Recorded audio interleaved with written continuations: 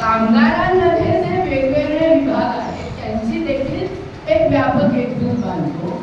म्हणजे इथे आज आपल्याला एका बाजूला इंडस्ट्रियल फॅक्टरी कामगार आपल्याकडे आहेत. तुम्ही जसं म्हणाला तसं आशा, अंगणवाडी, अर्थव्यवस्था, स्त्री परिचार अशा योजना कर्मचारी आहेत.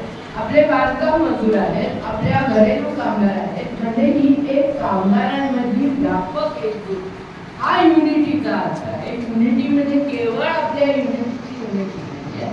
आणि दुसऱ्या बाजूला संघर्ष हा खूप महत्वाचा मुद्दा. आपण एक समन्वयवादी संघटना नाही, मला असं वाटतं आपण लक्षात घेतलं पाहिजे. आणि अशी दुकानं युनियनच्या नावाने चालवणारे आपल्या आजूबाजूला खूप मंडळी आहेत, त्यांचा आपला रोजचा परिचय आहे.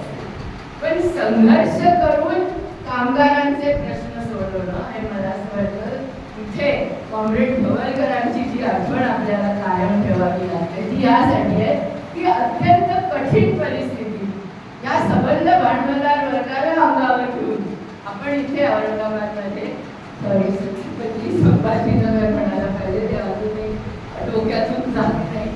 त्या छत्रपती संभाजीनगरमध्ये आपण जी CITची स्थापना केली ती त्या संघर्षातून केली आहे. आणि म्हणून ह्या दोन गोष्टींचा सामाजिक परिवर्तनाचं उद्दिष्ट एका बाजूला आणि दुसऱ्या बाजूला आपलं ब्रीद वाक्य संघर्ष आणि एकजूट हे कायम आपण लक्षात ठेवून मला असं वाटतं की आपण पुढची वाटचाल करण्याची गरज.